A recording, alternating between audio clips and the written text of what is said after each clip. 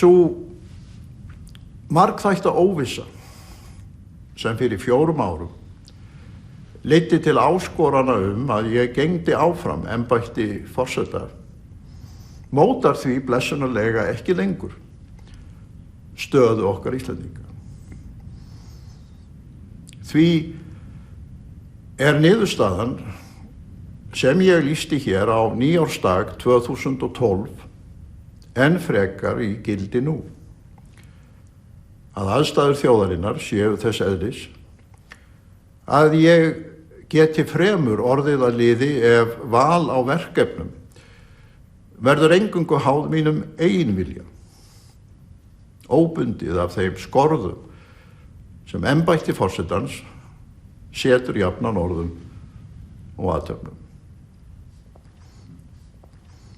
Margir hafa þó á undanförnum mánuðum í samræðum með orðsendingum eða bréfum höfðað til skyldu minnar og áréttað að enn ríki óvissa á ýmsum sviðum, einkum varðandi skipan Alþingis og ríkisvalds á komandi árum.